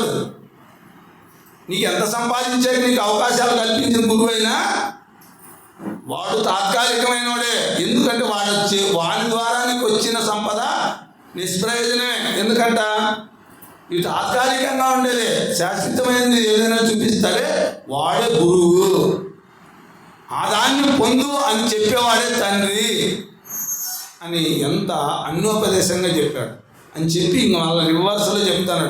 ఎవడు ఇప్పుడు ఇవన్నీ చేస్తేనే వాడు గొప్ప అన్నాడు. ఎవరు ఇవన్నీ చూపించేవాడు గొప్ప అంటున్నాడు. ఏదో లీస్ట్ చదివాడు, మళ్ళీ ఒక లీస్ట్ చదువుతాడు. ఎవడు వేస్టో ఇంతవరకు అవి గొప్పలు చూపించాడు. ఇప్పుడు వేస్తున్నాయి ఎవడో చెప్తానడు. కంజార్చునకు కానీ కాయంబు కాయమే పవన గుంబిత చర్మ బస్రిగాక వైకుంఠ ఒకడని వక్రము వక్రమే డమడమ ధ్వనితోడ డక్కగాక హరిపూజనం లేని హస్తంబు హస్తమే తరుశాఖ నిర్మిత దర్విగాక చక్రి చింతన లేని జన్మము జన్మ భగవంతు చక్రి చింతన లేని జన్మము జన్మమే తరల శరీర ఉద్భతంబుగాక విష్ణు భక్తి లేని విబుధుండు విబుధుడే పాదయుగము తోడి పశువుగాక అంటాడు. ఏమంటాడు? కంజార్చునకు కానీ కాయము కాయమే పవన గుంబిత చర్మి బస్త్రిగాక. భగవంతుని తెలుసుకోకుండేకి ఈ శరీరం ఉపయోగపడలేదంటే ఇది 9 రంధ్రాల తోలు తిత్తి కింద లెక్క. ఇది గాలి గాలి తిత్తి, అంతేగాని ఇది శరీరం కింద లెక్క రాదు. కంగార్చునకు కానీ కాయము కాయనే పవన గుంబిత చర్మి బస్త్రిగా వైకుంఠ పౌడని వస్త్రము వస్త్రమే డమడమ ధ్వనితోడ డక్కగాక. ఆ భగవంతుని గురించి మాట్లాడని నోరు అది నోరే కాదు. డక్క అంటే మనం శబ్దం చేస్తామే అట్లా, అది ఊరికే డక్క కొడతా అంటే శబ్దం చేస్తుంది. దాని నుంచి ఏం ప్రయోజనం దానికి ఉండదు. అట్లనే నీకేం ప్రయోజనం ఉండదు మాట్లాడే మాటలు. డమడమ ధ్వనితోడ డక్కగాక హరిపూజనం లేని హస్తమే తరుశాఖ నిర్మిత దర్విగాక. ఆ శ్రీహరికి చేయలేనటువంటి సహాయం హరిని సేవించలేనటువంటి చేతులు ఇవి చెక్క తెడ్లున్నట్లే, ఇవి చేతుల కింద కాదు అంటాడు.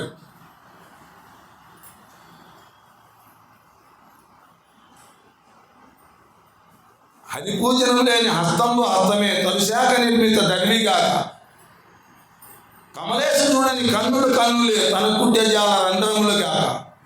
ఆ భగవంతుని చూడలేనటువంటి కన్నులే కాదు, అవి గోడకున్న రంధ్రాలు అంటాడు. గోడకు రంధ్రాలు ఉంటాయి, ఏం ప్రయోజనం? నీకు రంధ్రాలు ఉన్నాయి అంతే. ఈ కన్ను నువ్వు ఉపయోగించుకోలే, భగవంతుని కోసం ఉపయోగించుకోలే, భగవంతుని చూడాలని నువ్వు దృష్టి పెట్టలే. చక్రి చింతన లేని జన్మము జన్మమే తరల శరీర ఉద్భవంబుగా. అది నీటిలో బుగ్గ. ఏది? చక్రి చింతన లేని జన్మము జన్మమే. ఆ భగవంతుని పొందాలనేటువంటి జన్మ, ఆ పొందాలనేటువంటి కోరిక లేని జన్మ ఉంది, దానికోసం ప్రయత్నించిన జన్మ ఉంది. అది నీటి మంది బుగ్గు ఉన్నట్టే. అది వచ్చింది బుగ్గ, అది పోతుంది. దాని నుంచి ఏం ప్రయోజనం లేదు. అది బుగ్గ పుట్టింది, పోయింది. అదేవిధంగా నువ్వు పుడతావు, చేస్తావు, అంతే. నీ నుంచి ఏ ప్రయోజనం లేదు. చక్రి చింతన లేని జన్మము జన్మమే తరల శరీర ఉద్భదంబుగాక. విష్ణు భక్తి లేని విభుధుడే పాదయుగముతోటి పశువుగాక. నువ్వు భగవంతుణ్ణి, అందరిలోనూ భగవంతుని చూడలేనటువంటి నీ యొక్క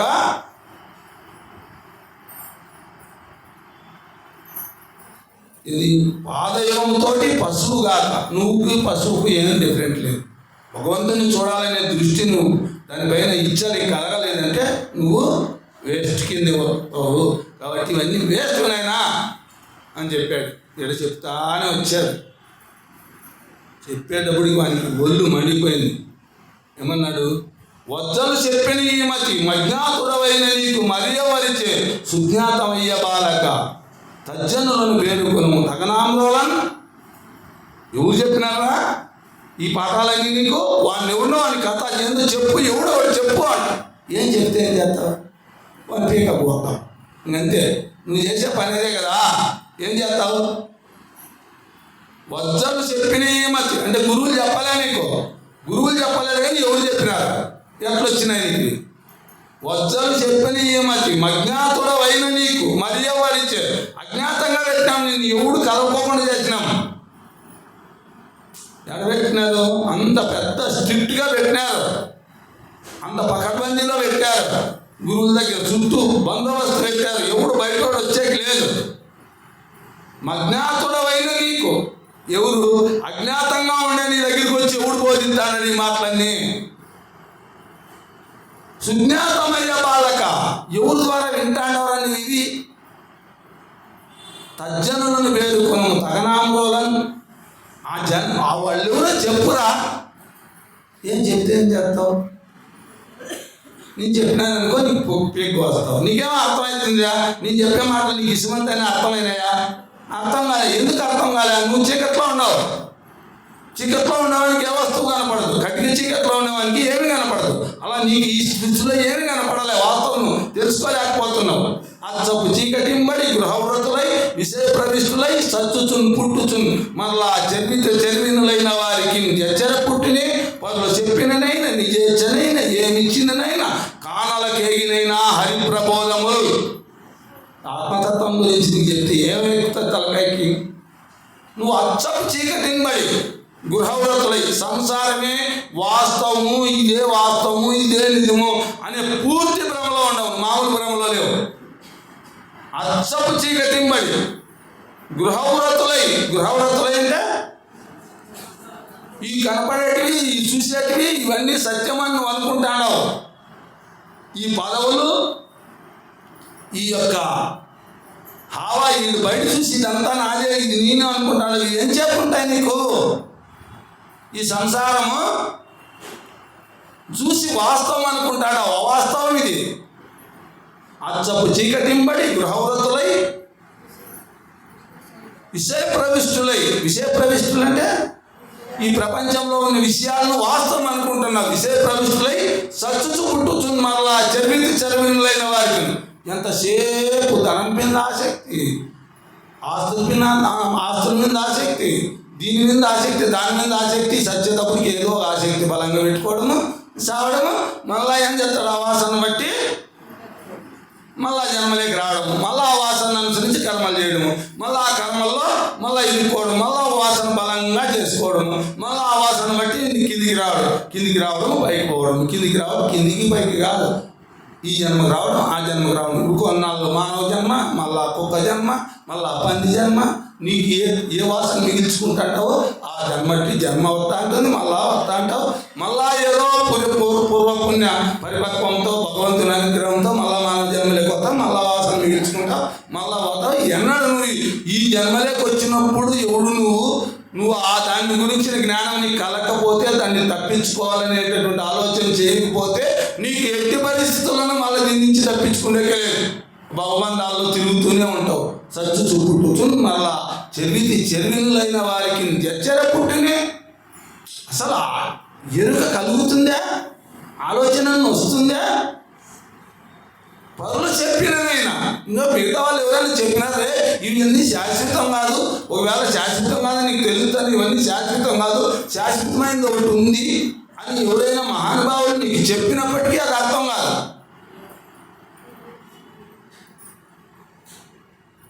పరులు చెప్పిననైనా నిజేచ్చనైనా లేదా నువ్వు సొంతంగా అయినా తెలుసుకునే జ్ఞానం ఉందా? ఆ బుద్ధి లేదు. ఇంకోటి చెప్పింది వినేకి నీకు జ్ఞానము లేదు, ఆలకించవు, ఆ శ్రద్ధ లేదు నీకు. ఇతరులు చెప్తే వినే శ్రద్ధ లేదు, నీకై నువ్వు తెలుసుకునే యోగ్యత లేదు, రెండు లేవు. వాళ్ళు చెప్పిననైనా నిజేచ్చనైనా ఏమి ఇచ్చిననైనా వాడు ఏమైనా ఇచ్చి భగవంతుని వైపు రారా అంటే అప్పుడు నువ్వు భగవంతుని వైపే రా. అప్పుడు నుంచే భగవంతు దానికోసం వస్తానని అంటావేమో కానీ మళ్ళా పోయి నువ్వు నీకేం రా, నువ్వు ధ్యానం కన్ను మూసుకొని ధ్యానం చేసుకో, నేనే డబ్బులు నీకు తక్కువైతే నీ సంసారం జరుగుతానంటే కానీ వస్తారా వాళ్ళు? వస్తారు. ఏం చేస్తారు? ఇక్కడ వచ్చే కూర్చుంటాను డ్యాన్స్ చేసి పైకి లేచి వెళ్ళిపోతాడే కానీ కూర్చుండే కెపాసిటీ మాత్రం ఉండదు, వానికి ఉండదు. ఎందుకంటే వానికి సంస్కారం అట్లుంది.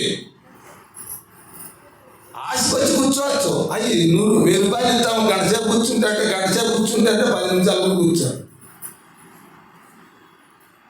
మలయాళ స్వామి గోగర్భంలో తపస్సు చేసుకునేవాడు. ఫస్ట్ వెంకటరామ స్వామి చూసేవాళ్ళకంటే గోగర్భంలో ఉండే ఆయన చూసి ఎక్కువగా పోయేవాళ్ళంట. ఆ వైపుకి మళ్ళీనారు. అప్పుడు వెంకటరామ స్వామికి ఇంకా వీడు చేతి తెస్తాడని చెప్పి అక్కడి నుంచి తరివేసినారంట. ఆయన తపోశక్తి ఎక్కడో అడుగులో కూర్చోం, లోపలంటే ఎవరో అనుకున్నారు. ఆయన దగ్గర పోయి ఆడ ప్రసాదం పెడితే వాళ్ళకి జరిగిందంట, బాగా జరిగిందంట. ఈ రోగాలు బాగా అవుతాయి, అవి బాగా అవుతాయి, ఇవి బాగా అవుతాయి అని చెప్పి పాడము పెట్టడం ప్రతి ఒక్కడు అంత ఆయన చుట్టూ తిరుగుతాడు. తిరుపతిలో వెంకటరామ స్వామి చుట్టూ తిరగలేదంటారు. ఆయన అడవిలో కూర్చోవాలంటే అడవిలో కట్టు కొట్టుకునే వాళ్ళు లోపలికి పోతాను చూసేవాళ్ళు. 1 కిలోమీటర్ దూరం 2 కిలోమీటర్ దూరంలో అడవిలో చూసినప్పుడు ఈ స్వామికి భలే అదృష్టంగా ఎవడు తెచ్చి పెడతారో ఇతను ఏం తింటాడు, హాయిగా ఉంటాడు, హాయిగా కూర్చుంటాడు. మన కర్మ చూస్తే దాన్ని లేస్తానే కట్టు కొట్టుకోవాలా, ఎత్తకచ్చుకోవాలా, ఎండకు కావాలా, ఇన్ని తిప్పలు పడతాను. దీనికి ఎంత హాయిగా ఉంది అనుకుంటా పోతాంటారంట. 2-3 నాళ్ళు పోయి చూసేటప్పుడు అనుకుంటా పోయేవాళ్ళంట.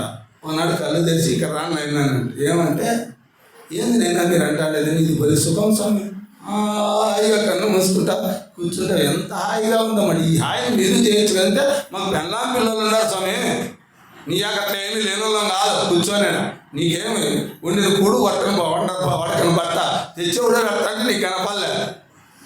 సరేనైనా ఇప్పుడు మీకు మీ పెళ్ళాం పిల్లలు కావాలి కదా అంటారు. మీరు కొట్లు కొడితేనే కదా వచ్చేది ఆదాయము, నేను కాల్చింటే మీకు దానికి తగ్గట్టుగా ఎంత కూలి ఇస్తారు అనంట. 2 అన్నాలు ఇస్తారు, నేను బావలా ఇస్తాను. రోజు బావలా 1 గంట కూర్చోండి చాలు. 1 గంట కూర్చుంటే పావలా. ఆ కాలంలో పావలా అంటే పెద్ద లెక్క. పావలా ఇస్తాను, నీకు డబ్బులు కూలి, నువ్వు ఎంత కష్టపడితే 2 అన్నాలు అవుతుంది అంటాడు. నేను అది పావలా ఇస్తా కూర్చో అనంట. కూర్చుంటానే ఒక 5 నిమిషాలు అతనే ఇట్లా ఇట్లా ఇట్లా ఇట్లా ఇట్లా అని ఏదో ఒక చోట పెట్టాలని సరే లేచినట్ట. వాడు ఇంకోడు అట్లే పదంతం కూర్చోనంట. రోజేపు ఏదో స్వామి ఒట్టిట్ల బాయ్ అనంట అని లేచినట్ట. ఏంది లేచినంటే నమస్కారం స్వామి, మీదేమో చాలా సల్లుగా ఉంది అనుకుంటుంది. ఇది అన్నిటికంటే చాలా కష్టమైన పనేనో, ఇది మేమేమంటే సోమరిపోతులు కూర్చుండేది అనుకుంటాంటాం, కానీ దీన్ని అనుభవిస్తే కానీ తెలిసేది కూర్చున్నారంటే మీరు మహానుభావులు చేస్తున్నాం. మనం కూడా ధ్యానంలో గంటసేపు కూర్చుంటాడు అంటే అసమస్య విషయమేం కాదు, అది మహానుభావులకే సాధ్యమయ్యే విషయం. ధ్యానం అనేది అంత తేలికైంది కాదు. వాడికి ఎంత సంస్కారం ఉండాలో, వాడికి ఎంత పుణ్యబలం ఉండాలో, ఎంత పుణ్యబలం ఉండాలో ఉంటే కానీ ఇలా ధ్యానంలో వచ్చి కూర్చోలే. అంత తేలికే ఉండదు. అది మన పూర్వజన్మలో మనం చేసుకునే పుణ్య ఫలం. ధ్యానంలోకి రావడమే జిజ్ఞాసురపయోగస్య శబ్ద బ్రహ్మతి వర్తతే అంటాడు. సమస్త పూజలు, వ్రతాలు, దానాలు, యజ్ఞాలు చేసిన దానికంటే ధ్యానంలో కూర్చోవడమే గొప్ప వరము అంటాడు. అంత గొప్ప స్థాయి అందరికీ తెలుసు. అది పూజాకోటి సమం స్తోత్రం, స్తోత్రకోటి సమం జప, జపకోటి సమం ధ్యానం అంటాడు. అంత ధ్యానం కోట్ల కోట్ల కోట్ల పూజల కంటే గొప్పది. అయినా పూజా గదిలో కూర్చొని గంటలు పూజలు చేసేకి శరీరంతో చేస్తారే కానీ ధ్యానంలో కూర్చోమంటే కూర్చోలేరు. అందరితో అయ్యే పని కాదు. దీంట్లో ఎంతెంతగా వాళ్ళకి శ్రద్ధ ఉంది అంటే వాళ్ళ జన్మ ధన్యం. అన్నీ మొత్తం ఏటు జల్ది ఏంది నిమిషార్థం వా ధ్యాన చింతయ క్రతుకోటి సహస్రానం ధ్యానమేకం విశిష్యతే అంటాడు. ఏమంట, కోటి క్రతువులు చేసిన దానికంటే కూడా 1 నిమిషం కానీ 1/2 నిమిషం కానీ ధ్యానంలో కూర్చున్నాడంటే 1,000 క్రతువులు చేసిన పుణ్యం మన ఖాతాలో ఉంటుంది. అంత పుణ్యం వస్తుంది అని శాస్త్రాలు చెప్తాయి మనకు. 1 నిమిషం మనస్సు ఆలోచన రహిత స్థితిలో నువ్వు నిలబెట్టుకోగలిగితే 1,000 క్రతువులు చేసిన పుణ్యం నీకు ఫలమబ్బుతుంది అని చెప్పినప్పటికీ మనకు దానిపైన ఆసక్తి రాదు. ఎందుకంటే మనం ఇంకా దానికి అర్హత పొందలేదేమో. ఇవాళ ఇప్పుడు చేస్తున్నామంటే అది పొందినట్టే లెక్క, మామూలు విషయం కాదు. అది ప్రయత్నపూర్వకంగానైనా వాళ్ళు సాధించినారంటే 1,000 క్రతువులు పుణ్యాలు దాటినట్టే లెక్క. నువ్వు ఎన్ని తల్ల కిందల పడి తపస్సు చేసిన కర్మఫలాలన్నింటినీ దాటిపోతుంది ఈ ధ్యానం. అంత మహత్తరమైనటువంటి ధ్యానాన్ని ఇప్పుడు కొత్తగా వచ్చిన వాళ్ళు ఎంతమంది ఉన్నారు మేడం? ఇప్పుడు మాత్రమే ధ్యానం చేయకోకుండా మేము క్లాస్ మాత్రమే వస్తాను వాళ్ళ చేతులు ఎత్తండి. ఎంతమంది? ఒక మంచి మాత్రమేనా వచ్చింది కొత్తలు? 2 మాత్రమేనా? ఎత్తండి మేడం, ఏం తప్పేం కాదు, దానికి ఏముంది, తప్పు విషయం కాదు కదా. ఎంతమంది ఎత్తండి? ఈ నవరాత్రులు ఇప్పుడు మాత్రమే ధ్యానం స్టార్ట్ అయినాం అనేవాళ్ళు, ఈ క్లాస్కు స్టార్ట్ అయిన వాళ్ళు మీరు మాత్రం అర్థం చేసుకోండి మేడం. మీరు కోటి పుణ్యాలు చేసిన పుణ్యం కంటే 1 గంట సేపు ధ్యానం చేసిందే గొప్పగా ఉంది. ఒక్క నిమిషం ఒక అర్ధ నిమిషం నిలబెట్టుకుంటే కూడా కోటి క్రతువులు అంటే కోటి వ్రతాలు చేసిన పుణ్యం నీకు 1 గంట సేపు ధ్యానంలోనే వచ్చేస్తుంది. అంత పుణ్యం అని మనకు శాస్త్రాలు చెప్తున్నా, వాస్తవాలు అర్థం చేపిస్తున్నా మనం దాని వైపు రాలేకపోతున్నాం. ఇప్పుడు వాళ్ళు వచ్చినారే, చేతులు ఎత్తినారే, వాళ్ళకు కూడా అవకాశం వచ్చింది కాబట్టి ఇప్పుడైనా వచ్చినారు. లేకపోతే ఈ జన్మే ఈ రాలేదనుకో, ఇది ఈయన కూడా ఉండింది, అయిపోయింది, ఎత్తిపోయాడు. ఈ 8వ నెల, ఇప్పుడు 5 దినాలు 6 దినాలు, 8 దినాలు తిన్నారు మేడం మీరు. ఇప్పుడు ఈరోజే వచ్చినారా? ఇంకా అంటే ఈరోజు వచ్చినారా? ఇంతకుముందు ఈ క్లాసులో ఉన్నారా? 11 రోజులు నిన్న ఫలం ఎంత ఉందో చూసుకోలేకేసుకో. వాళ్ళకి ఇప్పుడు ధ్యానం అనేది ఇప్పుడు తగులుకుంటుందాం. అంత పుణ్యాన్ని పొందుతారు. సామాన్యమైన విషయం అయితే కాదు. ధ్యానం అంటే అసామాన్య విషయం కాదు. ఇంతమందికి ధ్యానాభిలాష కలిగింది అంటే ఎంతమంది పుణ్యాత్ములో, ఎంత భాగ్యమో. ఇది భాగ్యానికి అద్దు లేదు, అంతు లేదు. అంత కళ్ళు మూసుకొని